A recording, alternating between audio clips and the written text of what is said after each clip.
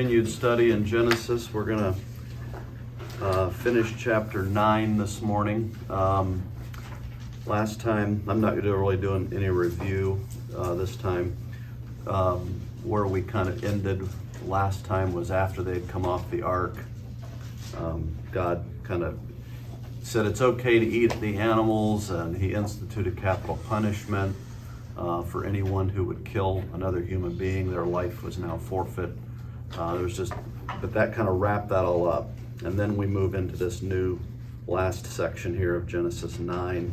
And then after that, we have a whole chapter of genealogy. We'll look at that probably next week and kind of try not to get too bogged down in it. I'll make it as entertaining as we can to pull out some things that are of interest. And then we have the Tower of Babel that'll be left after that. So one thing I've kind of been debating about or whatever a little bit as I'm thinking about this morning. I'll try to do this quick. Last time as we wrapped up, I ended with what's the main takeaway you had? And one of the main takeaways I had was this idea that defending oneself is biblical concept for multiple reasons, but one of the ones I had never thought about was this idea that if a human being kills another human being, their life is now forfeit. They are to be killed by other human beings. In this day and age, that would be our government's responsibility to do that, not mine. If somebody kills my family, I don't get to go hunt them down and kill them. That's not what that's talking about, of course. And there's I think an issue we have, and you talked about this verse last week, where if Jesus says, if someone strikes you on the right cheek, turn to them the other. And when we take that and we kind of push it all the way out to the edge, as though he's saying doormatism is what he's advocating. You're always supposed to just take it and take it and take it and take it. And I don't think that's what he's saying, number one. I addressed that last week. To be struck on the right cheek in a right-handed dominant society means you're getting a backhanded slap, if you think about how that would work. The only way, it's either being hit by a left-hander, which isn't common, or it's a backhanded slap. It's an insult, is what he's saying. When you're insulted, don't take the insult and gear up to the next level. You take the insult. And we talked about that. There's a song, and it took me a while to remember what it was. If you've never listened to country music, you may not know it, and if you're under 40, you probably wouldn't know it either. Do you guys remember the song Coward of the County? Yeah. Kenny Rogers. I had to go find it because I couldn't remember. I'm not going to read this whole thing. I heard it yesterday. Did you really?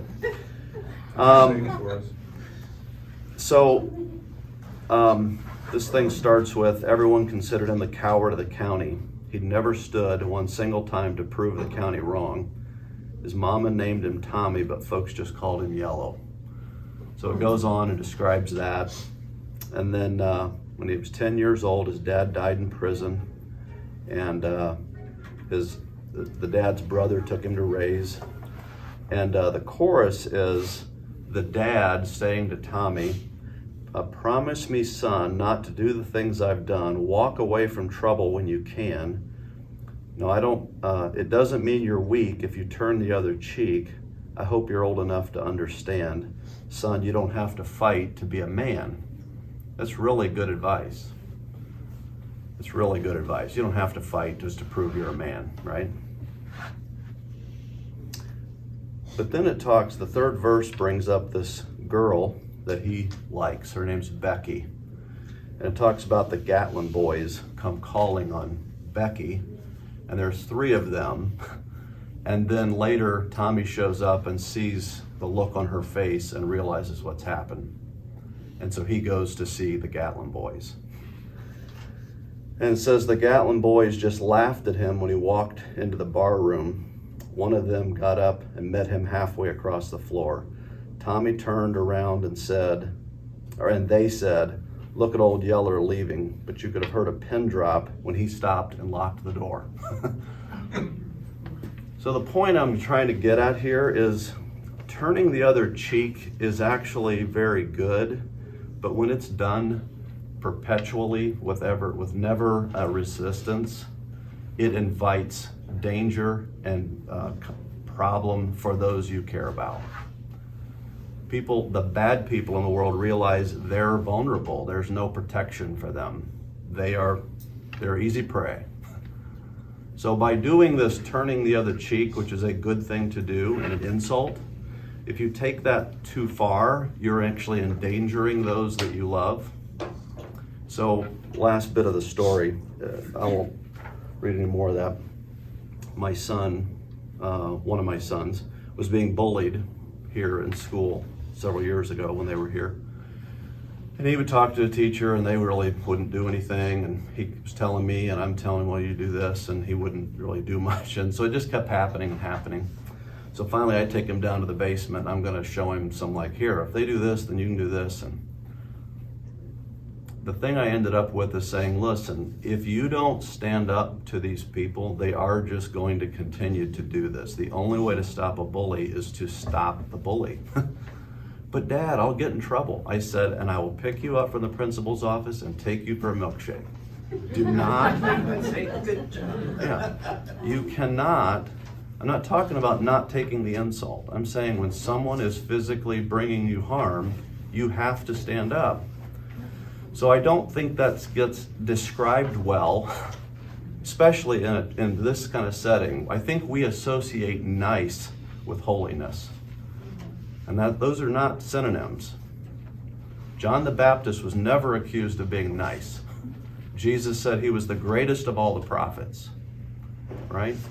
So don't confuse those two things. And I didn't kind of finish saying what I wanted to say last week, so that's kind of I wanted to finish my thought on that. So now, let's move into Genesis, the end of Genesis 9. I broke this up into 3 sections, and we'll just read through all of them. I'll have one of you guys read these 3 screens. It's like this one's really short, and there's a longer one and another really short one. But I want you to kind of see it as 3 separate things that are being done here. So one of you would read this. Go ahead. The sons of Noah who went forth from the ark were Shem, Ham, and Japheth. Ham was the father of Canaan. These 3 were the sons of Noah, and from these the people of the whole earth were dispersed. Noah began to be a man of the soil, and he planted a vineyard. He drank of the wine and became drunk and lay uncovered in his tent. And Ham, the father of Canaan, saw the nakedness of his father and told his 2 brothers outside. Then Shem and Japheth took a garment, laid it on both their shoulders, and walked backward and covered the nakedness of their father. Their faces were turned backward, and they did not see their father's nakedness. When Noah awoke from his wine and knew that what his youngest son had done to him, he said, "Cursed be Canaan, a servant of servants he shall be to his brothers." He also said, "Blessed be the Lord, the God of Shem, and let Canaan be his servant. May God enlarge Japheth, and let him dwell in the tents of Shem, and let Canaan be his servant." After the flood, Noah lived 350 years. All the days of Noah were 950 years, and he died. Interesting thing here, kind of in reverse order. After the flood, he lived 350 years, and that's what we know. Out of 350 years, this is what's documented for us. I think that's interesting. So let's work our way through this. The sons of Noah who went out from the ark were Shem, Ham, and Japheth.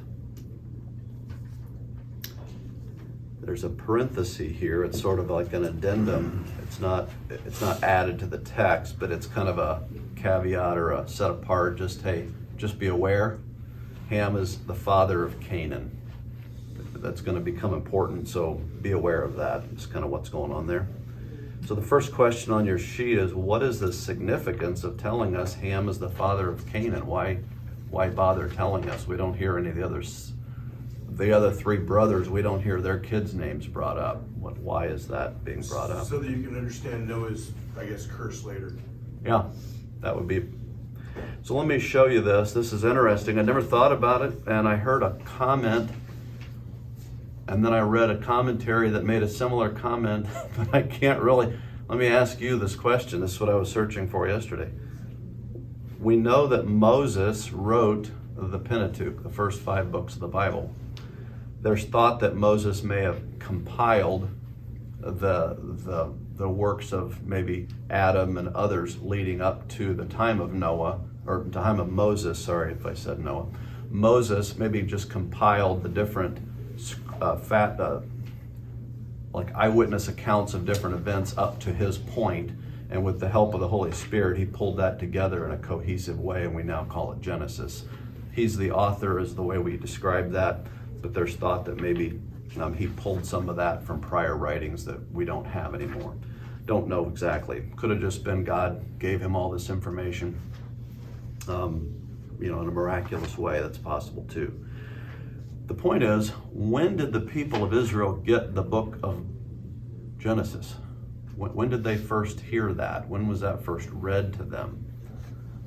I'd never really thought about it before, and I'm searching everywhere. I could not find any specific thing. So I found this, and there's 2 passages here. We'll read these. And I think there may be one other, but I couldn't really find a specific answer to that. But I think it's a relevant thing. It says, "Then Moses wrote this law and gave it to the priests, the sons of Levi, who carried the ark of the covenant of the Lord, and to all the elders of Israel.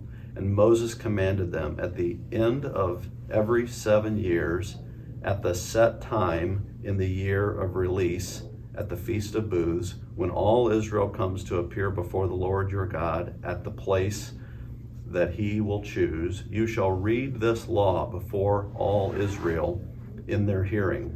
Assemble the people, men, women, and little ones, and the sojourners within your towns, that they may hear and learn to fear the Lord your God, and be careful to do all the works of this law, and that their children who have not known it may hear and learn to fear the Lord your God, as long as you live in the land that you are going over the Jordan to possess." So this is Deuteronomy 31. This is right at the very end of Moses' life. He's giving them this as a command. You're to read these 5 books, the Pentateuch, to the people of Israel every 7 years. You're to bring them all together and read the 5 books of Moses to them. This is a command given by Moses. Then Joshua 8. "And there in the presence of the people of Israel, he wrote on the stones a copy of the law of Moses." We don't think he wrote the entire 5 books, but maybe like the headings or names of books or something of that nature. He inscribed that on there, which he had written. "And all Israel, sojourners as well as native born, with their elders and officers and their judges, stood on opposite sides of the ark before the Levite priests who carried the ark of the covenant of the Lord, half of them in front of Mount Gerizim and half of them in front of Mount Ebal, just as Moses, the servant of the Lord, had commanded at the first, to bless the people of Israel. And afterward he read all the words of the law, the blessings and the curse, according to all that is written in the book of the law. There was not one word of all that Moses commanded that Joshua did not read before all the assembly of Israel, and the women and the little ones and the sojourners who lived among them." This is Joshua 8, just before they crossed the Jordan to go in and conquer the land. So I don't know that this is the very first time, but it's one of the first times. There may have been one other reading of this prior, but the comment that I had heard that kind of got me thinking down this line was that the book of Genesis was first recited to the people of Israel just before they went into the land of Canaan. I had never heard that, so I was trying to track that down. I know they did read it there, because that's what this is telling us. Whether that was the very first time, or maybe Moses had done it slightly earlier and this was the second reading, either way, this story that we're about to look at in Genesis 9 is read to the people of Israel just before they cross over the Jordan to conquer the land of Canaan. So, We're looking at it now, thousands of years later. They're hearing this story about creation, Noah and the ark. And this story of Noah and his son Ham and his son Canaan and the curse on Canaan, all of that, as they're standing there on the shore ready to cross the river and go conquer Canaan. That's pretty interesting. That's the corollary. That's the first time this is kind of, okay, here you go, right? Fulfilling prophecy. Yeah, I mean, it's setting, and we'll see it more play itself out, but this Japheth, or Ham, the father of Canaan, the people we're about to go wipe out. That's when this is all kind of laid out for them. Potentially the first time, if not the second time, just as a reminder. Here's where we're going, and here's part of why we're going. And we'll see that more as we go through it. The other thing, these three were the sons of Noah, and from these people of the whole earth were dispersed. So we talk about we're all descendants of Adam and Eve. We're actually all descendants of Noah. Right? Noah had 3 sons, and the entire world population came from those 3 sons. Who came from Noah?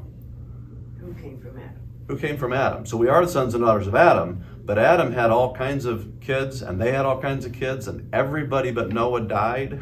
So everybody goes genealogically back to Noah and his wife.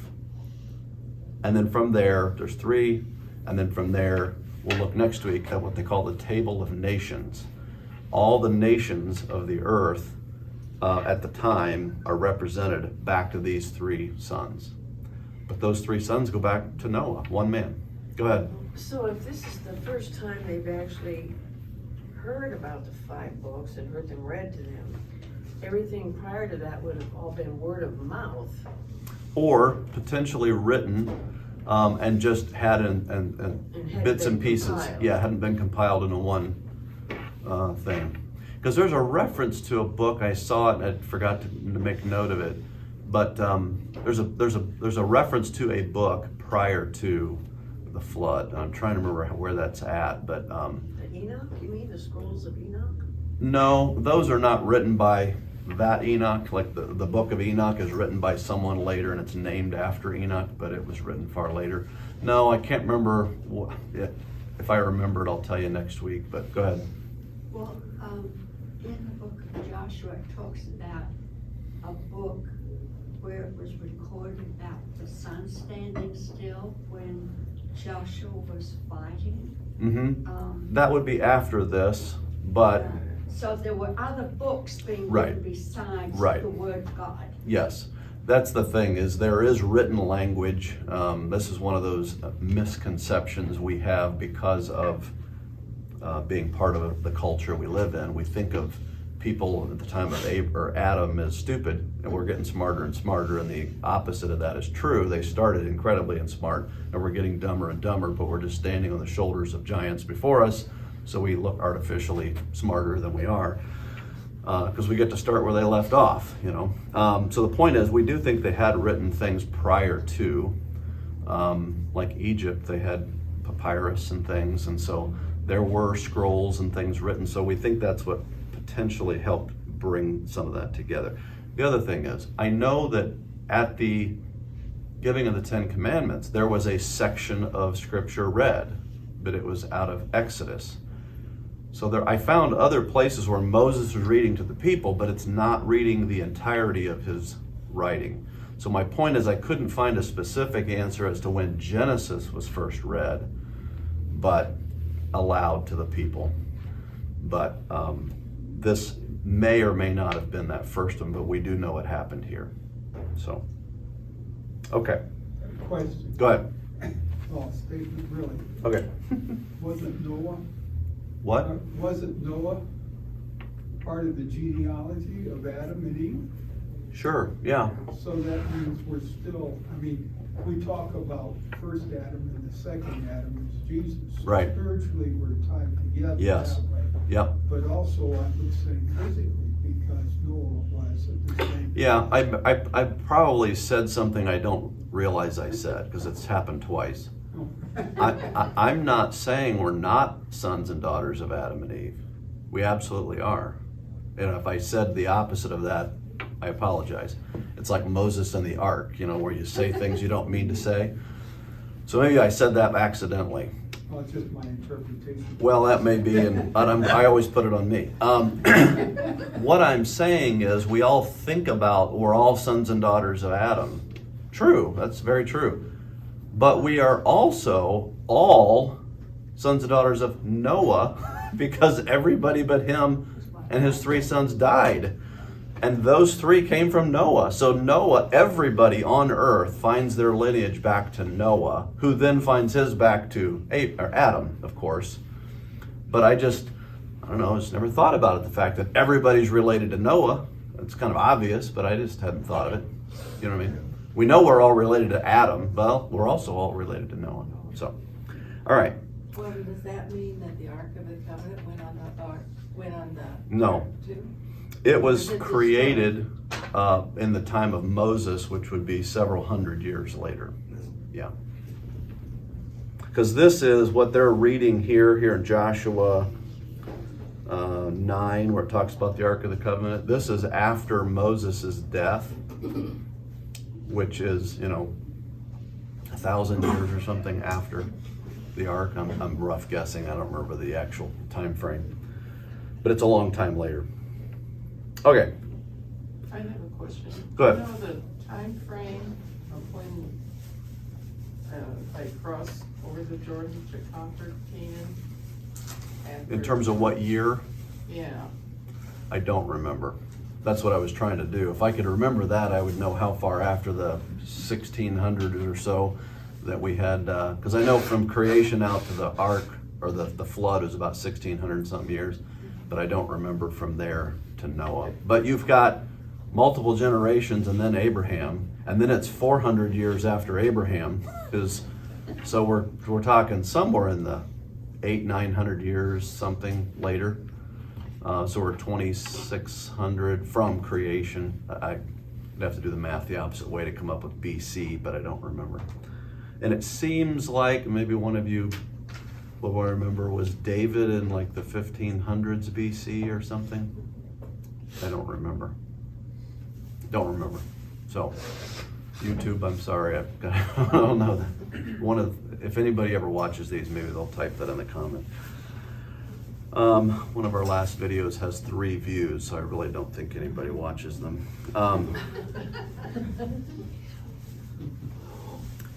Noah began to be a man of the soil, and he planted a vineyard. That's good, right? There's nothing obviously wrong with that. He drank of the wine and became drunk. Now, there's a whole bunch of, is this sinful? Is the question I've got there. But there's a bunch of different speculations, and they're all speculations because we don't know. This literally is what we're told. That's all we have. Was it because he was unaware of the strength of the wine and kind of accidentally got drunk, or was there some nefarious thing to trick him? Was he completely depressed because of all that he had just been through and found solace in getting drunk? We just wanted to party. Yeah, I think that was probably low on the list. So let me do this. I thought about it, and I think Noah. He spent all that time in the ark. He was bored. Yeah. 600 years he's walked with God. He spends 100 and something years building this ginormous ship when there's never been rain, right? He's a faithful preacher of righteousness, we're told. And then this. So I was thinking about that, and I thought about starting the morning this way, but I decided not to do that. But I do want to Sampling. do this real quick. I'm going to tell you a quick parable. The point of a parable in part is to help you kind of make an emotional connection. And so you kind of maybe put yourself in that position and think through that from that perspective. I think that can be a useful use of a parable. So let me give you a parable. If this fits you, wear it. If it doesn't, think about your friend that might be this way. You wake up in the middle of the night and it seems a lot more dark than normal. And you're like, I wonder if the power's out or what's going on. So you look at the clock and it's black. Okay, so we must have a power outage. So you grab your cell phone and it's black. So you, in your grogginess, you're trying to hit the button to light the watch up and it's black. And so you're laying there half asleep going, what in the world is going on? How can everything be out? It's super quiet. The street light outside isn't lighting up your window the way it normally does. And as you lay there half asleep, it finally dawns on you.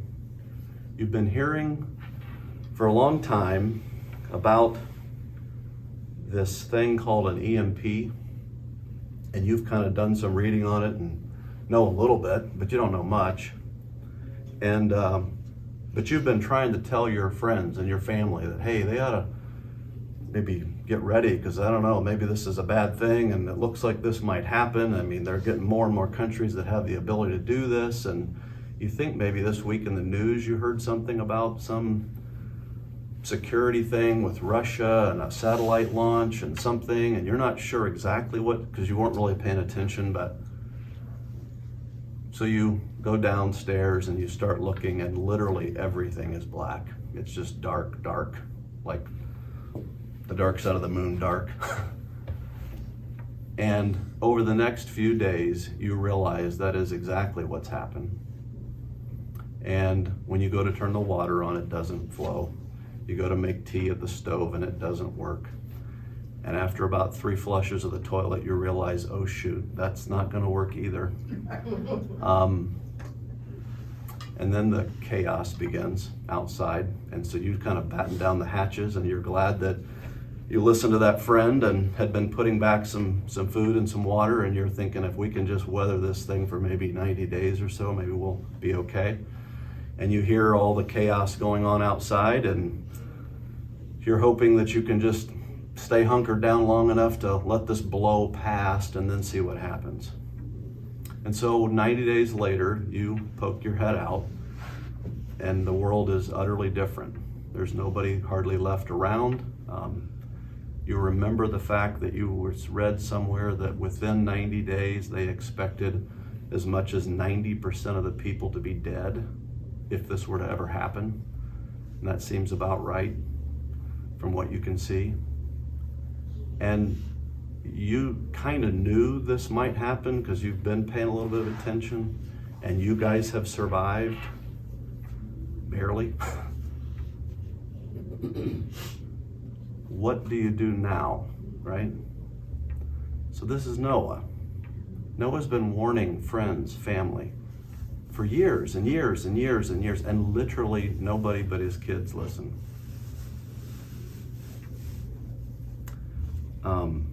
Survivor's guilt, you know? Like the entire society that he knows is gone. There's no one left on the planet. Like you can scream and no one responds because there's nobody left to respond. It's like, did you see that movie The Day After? Yeah. My point is, you can kind of go there because you've probably seen some movies or things of that nature. My point is, he drank some wine and became drunk. Is that sinful? Yeah, getting drunk is sinful. I'm almost like, no kidding, right? I don't know that I'd never really thought about it before, but I have a feeling that was a pretty depressing next several years as you go out to see nothing, right? So this isn't shocking to me that he might have gone there after having been through all that he'd been through. The second thing would be good and godly men are not perfect. Think David, Bathsheba, right? I mean, just because you're walking with the Lord today doesn't mean that next month you may not have some catastrophic moral failure. I don't put this in that category. But it is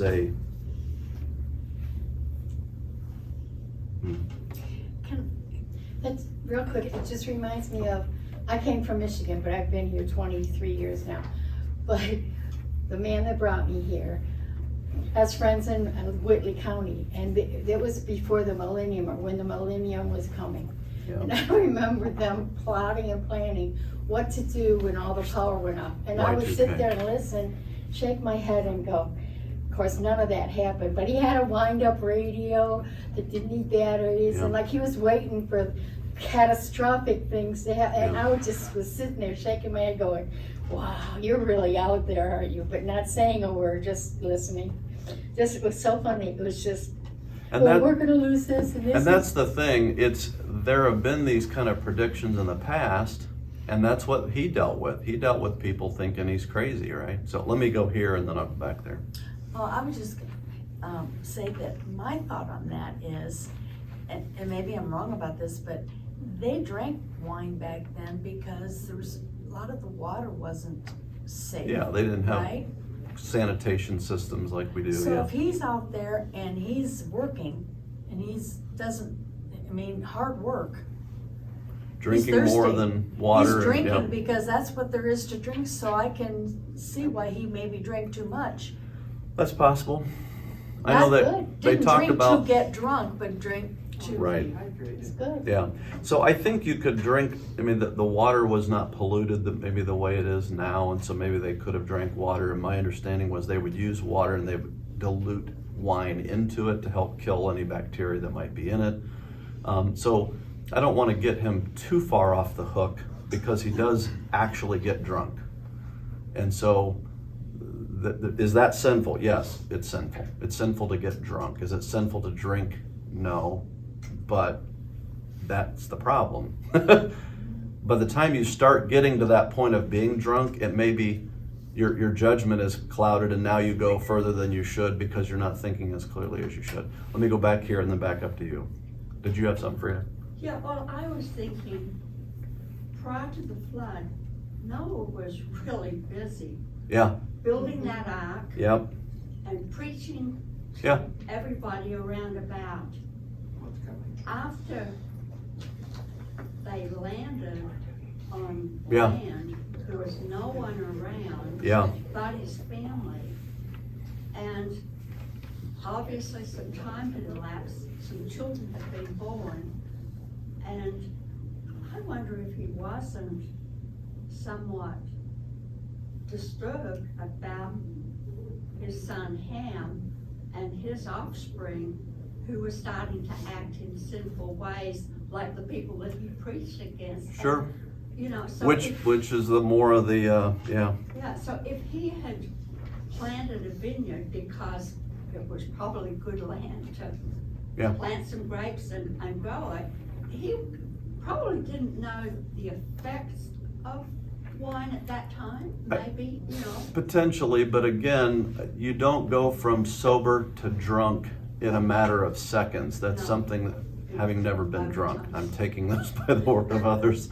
It is something that gradually happens, and you can feel that something's starting to happen, and then you continue to go forward, which is why there's a culpability there. If it's instantaneous, you can't really, Well, it but may have been that he has never been drunk before.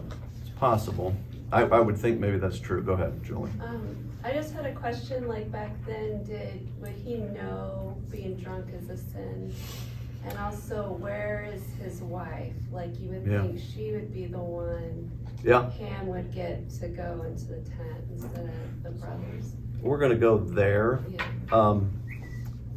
Is being, yes, to become drunk is a sin. Being naked inside your tent is not a sin. It's inside your tent. Are you allowed to be naked in your bedroom? Yes, you're supposed to, that's where you go to do that, to change clothes and there, right? So the fact that the son is in the tent seeing that that's where the problem's at. Now, here's the thing. However, you are responsible for what you do while you're drunk. So if you're drunk and then you do something, you're still responsible, right? So the point is, don't get drunk and then you don't do run the red light because you didn't see it because you were drunk and kill somebody, right? You're still responsible to kill somebody if you're drunk when you run the red light. So the point is, don't get drunk. But I don't think his sinfulness is the being naked inside the tent as much. They talked about this in a bunch of commentaries. It's like, why is he drunk? Is it because he got drunk and then or why is he naked is what I meant to say. Is it because he gets drunk and then is hot and takes off all his clothes and doesn't have the mental wherewithal to realize that's not a good idea to flop out on what he's sleeping on naked? I mean, maybe that's what it is. Maybe that he was wearing the long gown thing, and in his sleep he's become disheveled and exposed. We're not told any of that. And he's doing that inside the tent. But that none of that changes the fact that we're explicitly told he did drink to the point of becoming drunk, and that's where his sin comes. So the lesson for us is, don't do that. Because what happens after that, you're still responsible for. So, we're not going to make it through this passage if I keep stopping, so let me keep moving. And Ham, again, the father of Canaan, it throws that in, saw the nakedness of his father and told his two brothers outside. Is what Ham did here sinful? Now, here's the question. If you've ever taken care of maybe an elderly parent, have you seen them in that kind of condition? Probably. Is that sinful? Is that what this is? He sort of stumbles in and whoa. Clearly no, that's not what's happening. That's not what's happening. There's something more here than that. At minimum, there is you won't believe the old man, he's naked in his tent. That's at minimum what it is. At minimum, it is disgracing the father rather than, oh, shoot, flip the blanket, He doesn't do that. He goes out and starts telling everybody else, you won't believe this. That's dishonoring. So at a minimum, there's a dishonoring of the father, which is sinful. So what he does is sinful. The question is, what is it that he's doing? What is he doing? And we're really not told, again, which leads to chapters of speculation. But they're just speculation. The one thing that is of interest that I found, saw the nakedness in the Hebrew, and again, not a Hebrew scholar, they were saying this saw and laid uncovered. The type of verb makes it almost seem as though there was an action to that, and there's the thinking around that is that maybe Ham is the one that uncovered. Because the dad was passed out, maybe Ham is the one that was involved in the uncovering. Because Canaan keeps being brought up, some scholars would indicate that Canaan was somehow involved in this, and maybe he's the one that saw and told his dad, and then dad goes and sees this and then comes out and tells the brother. All speculation, we don't know.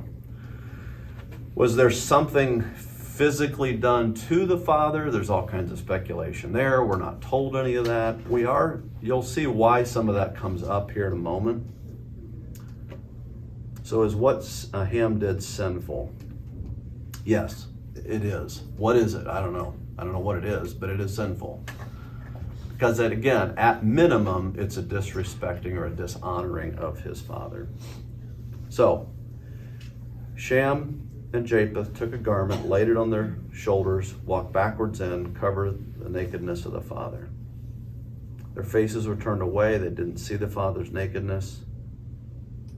Here it is. When Noah woke up from his wine and knew what his youngest son had done to him. Had done to him? He did something? I thought he saw something. So is this a reference to that he actually did something to his father? Is it a reference to the fact that he went out and told his brothers? I mean, we don't know. But this verse is why some would say this was more than seeing. There was something done because Noah knew what his son had done to him, indicates there was something done. I think that's fairly thin because the telling of the brothers might be this thing that he has done. He went out and embarrassed him in front of the other brothers. That might be what this is a reference to. We're not sure. So the main thing about this is we're told very little. We know very little. To me, the most likely thing here with why he got drunk, in my estimation, it's most likely because of the magnitude of everything he's been through.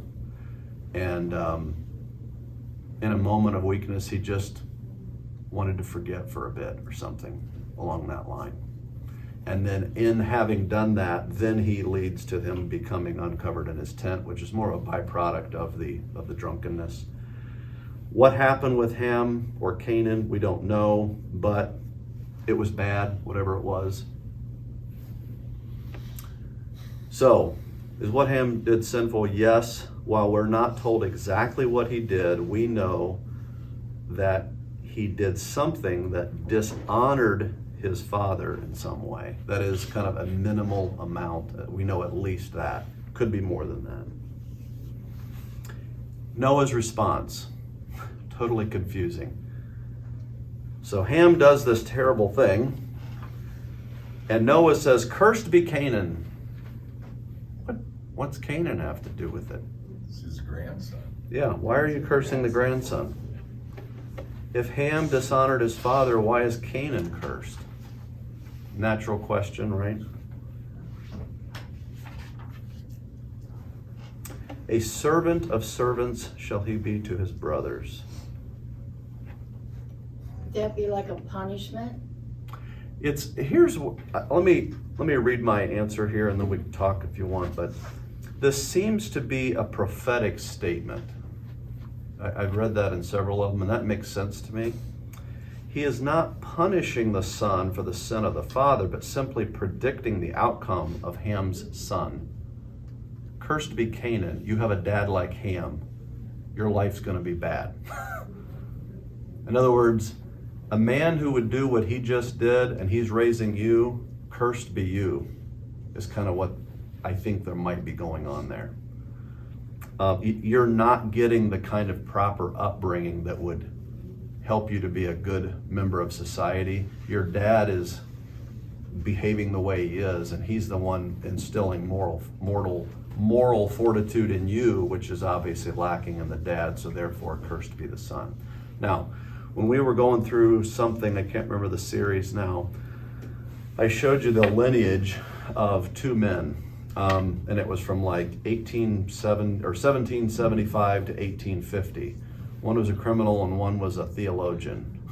You remember the list of 47 criminals, 3, pastors, or 47 pastors, and 2 vice presidents, 4 senators, 8 governors, and over here 18 prostitutes, and all this stuff, right?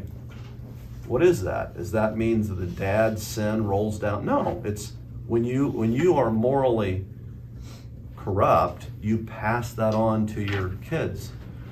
We grew up next to a man who was a bad guy, and he would steal lawnmowers, like riding mowers, from other people and then resell them.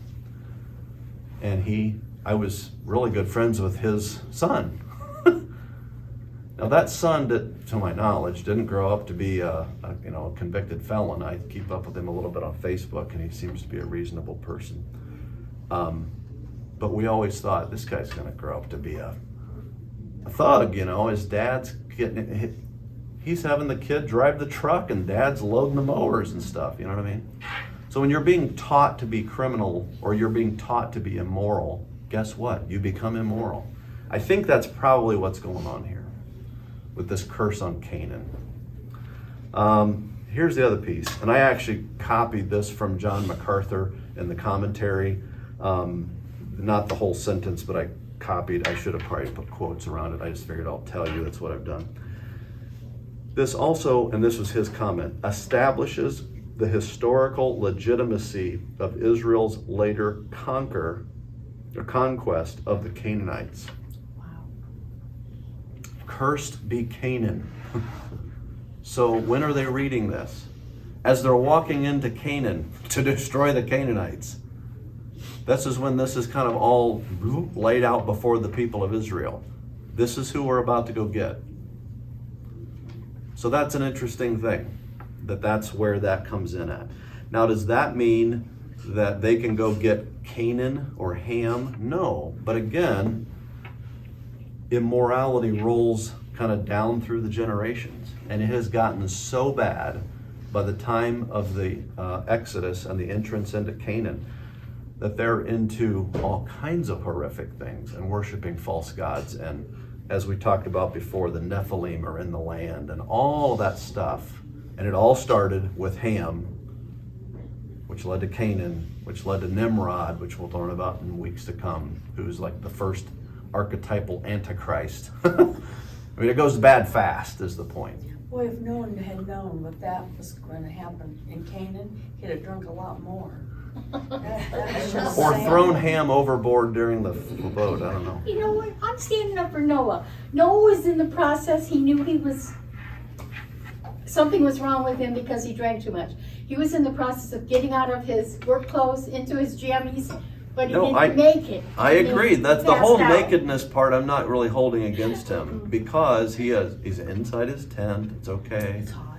It's hot, whatever. But the point is, that's not the failing. The failing is the bringing yourself to a mental state where you're not making good decisions. That's the problem. But he didn't know. Innocence. Well, He was naive. that's what Ham says too. So I don't mean to make you Ham, but Ham would make that kind of excuse for the wrong. Here's the thing. This is the main takeaway, I think.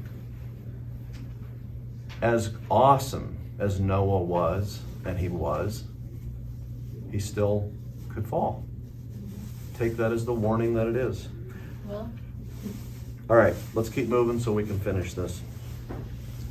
And he also, I forgive him. blessed be the Lord, the God of Shem. By the way, in the New Testament, a couple, 1,000 years later, in the book of Hebrews, it refers to Noah as a preacher of righteousness.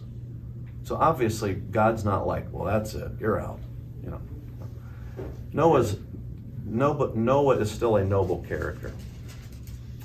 And he does curse the wickedness in his own family. He blesses and says this. He also said, blessed be the Lord, the God of Shem. So the question would be, what's significant about blessed be the Lord, the God of Shem? Why does he say that? And let Canaan be his servant. Again, be the descendants of Ham, is what he's really kind of saying there.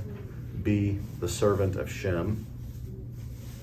And may God enlarge Japheth and let him dwell in the tents of Shem, and let Canaan be his servant as well. So you kind of put in a hierarchy. Shem is the top of the heap, the God of Shem, and then Japheth, blessed be you that you would be in the tents of Shem, or of Japheth, of Shem. Japheth be in the tents of Shem, and then Canaan, he can be the servant of everybody. So, all right, so here's the answer to the question. The nation of Israel and the Messiah will come through the lineage of Shem. So blessed be Shem, because he's where the Messiah is ultimately going to come through. And then we see that kind of play itself out. Several generations later, you see Abraham come on the scene. Okay. I have a comment. Let me do this real quick. This is it. After the flood, Noah lived 350 years. All the days of Noah were 950 years, and he died. And that's the end of Noah. So, go ahead. I was just thinking how it seems like God is choosing Shem, Mm-hmm. and kind of like how he chose Jacob over Esau. So Yep. just, you see God's, I don't know, just his providence and just choosing Shem over his brothers and Japheth and Yeah.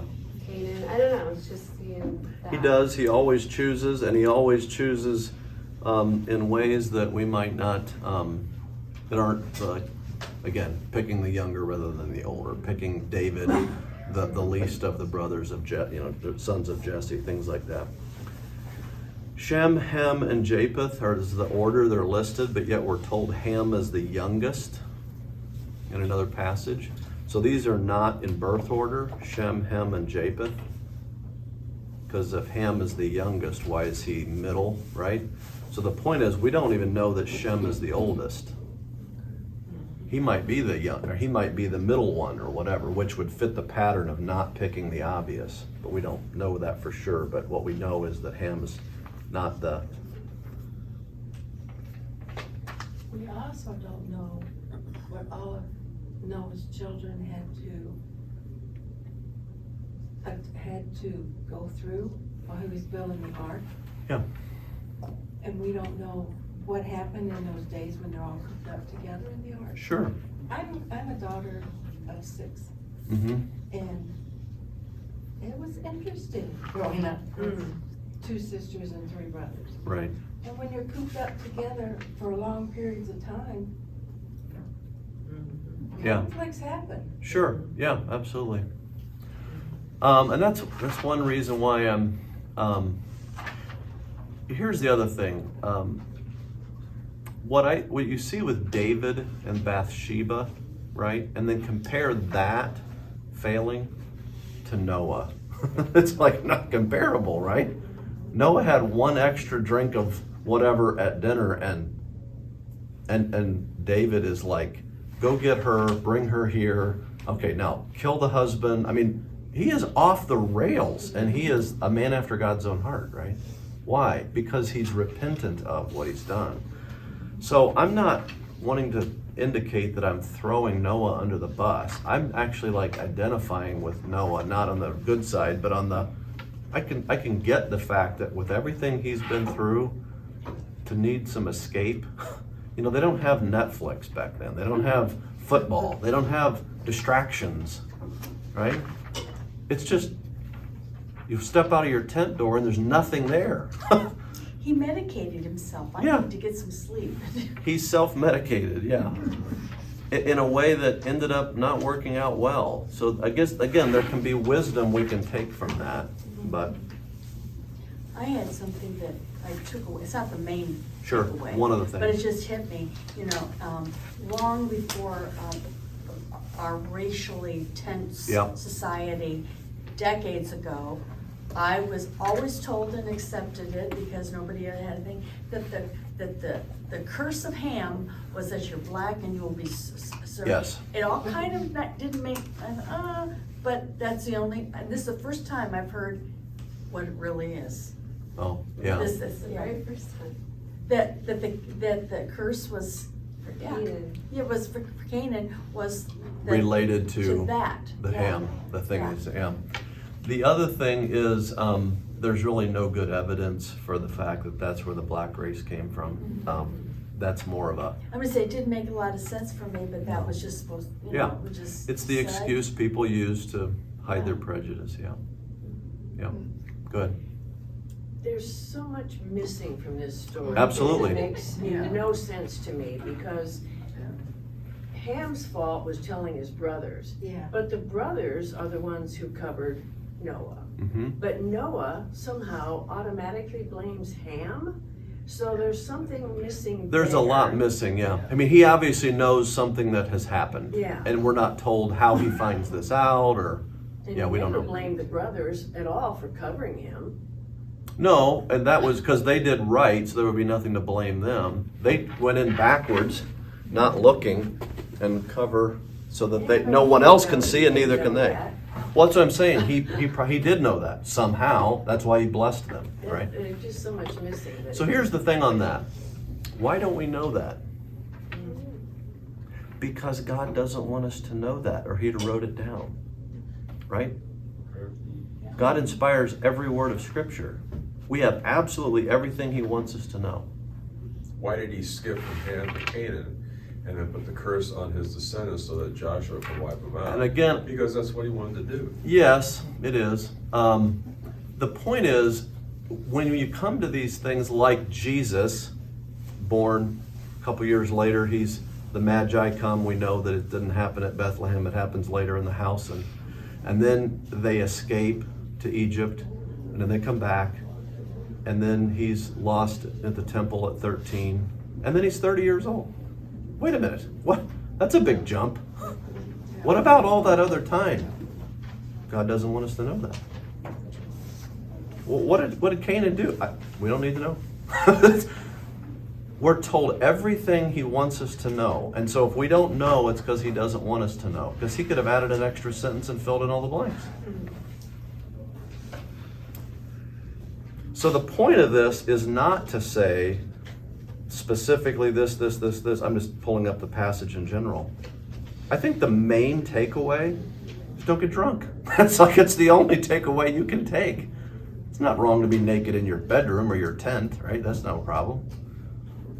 It's no problem to accidentally see somebody who's naked. But to broadcast it is. To broadcast it is. That's don't share a compromising That's like story gossip. So we're Yeah. blaming his drunkenness. on the drinking too and much. Canaan, Yeah. So again, Wow. there's more to the story.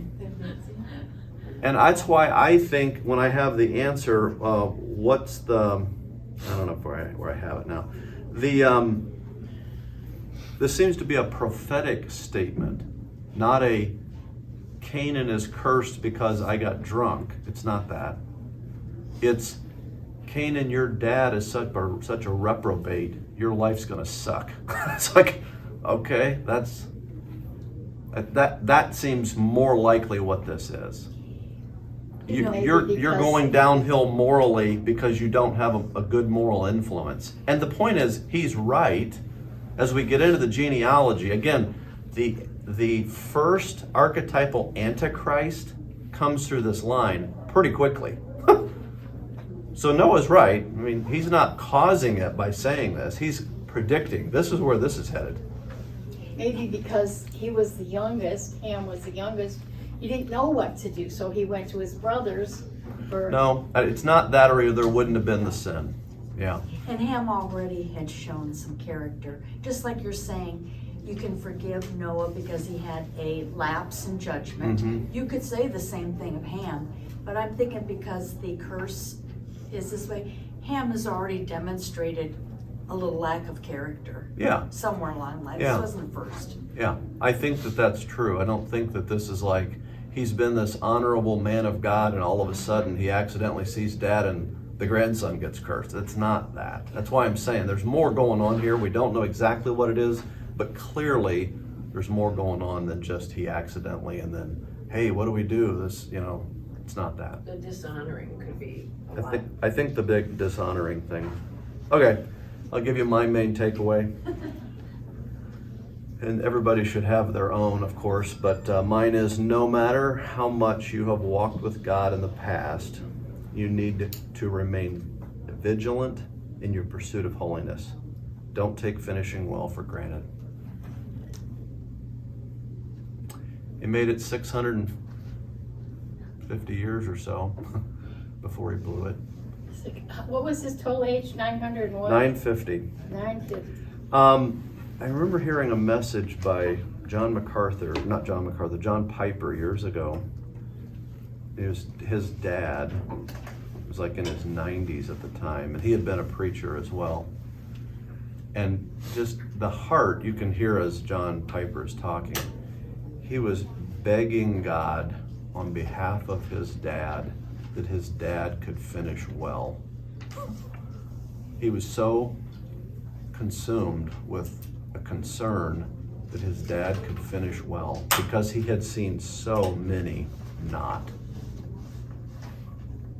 And that's very honoring to his dad. He wanted his dad to finish well. His mom, I think, had passed away. Dad was by himself. People started getting a little crazy and doing stupid stuff, and God, please let him finish well. I was driving on 30. What's the guy's name? Former congressman, passed away not long ago. Mark Souder. I'd met Mark Souder through the work I was doing at the time. Thought him to be a pretty honorable guy.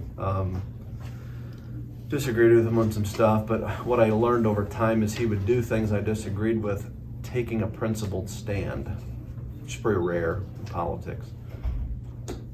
There was a governor in South Carolina, I think, who had just gotten caught cheating on his wife. He had taken off from somewhere and ditched his security detail, flew to Argentina, spent the weekend with his mistress, comes back, and the whole thing blows up. I'm like, what kind of idiot are you? I mean, what? How stupid can you be? You're the governor and you ditch your security detail and you don't think they're gonna go to all efforts to figure out if you've been kidnapped or whatever? I mean, what kind of, just stupid. Mark Souder, I'm driving 30. It's announced today Mark Souder's been caught in a sexual scandal. He's been having an affair with his Christian radio station interviewer. The lady that would interview him on Bot Radio Network every week. They'd meet at some park up in Noble County, and so why am I telling you that? I remember driving on 30 and hearing that, and for like 10 miles, I'm just like, oh God, please don't let me screw this up. As I was just so overwhelmed with, these guys are so much smarter than I am, and they're absolute idiots. How in the world do you think you're gonna get so if the smart people are stupid, what the heck? I have no shot. So that's the takeaway. And I don't care who you are. I don't care how great you've been. You can end very badly. Don't take that for granted. Be very vigilant. One last thing, sorry. A friend of ours, Brenda her friend was telling her something about adultery came up, and she said, oh, my husband said he would never do that. And Brenda said, well, Chris said he will never say that he would never do that. She's like, what? He's saying he might? No, he's saying he said, I'll never say I'll never do that, because as soon as I go there, he's not on guard anymore. And she's like, wow, I gotta tell my husband to stop saying he'll never do that. No, it presents itself. It's on his mind. Yeah, so the point is, and this gentleman, I know him, and I think him to be one of the more honorable people I know, and I don't think he ever would. But the point is, the guy that does is the guy that says I would never, because he's not on guard anymore. Really goes after. Yeah, David, Really? man after God's We'll own see heart. about that, yeah. So, yeah, don't take it for granted. Let me pray. We're long. Dear Heavenly Father, thank you for the word. Thank you for this reminder of the fact that until we cross over into eternity, we are irrevocably strapped to these sin-cursed bodies, and we must mortify sin daily. We must make every effort to live lives that are holy, not perfect, but holy, because you are, and we're your children. And so you tell us, be holy because you're holy. So help us to do that. Help us to live lives that reflect the fact that we are yours. Help us to be on guard, be vigilant. And we pray all these things in Jesus' name. Amen.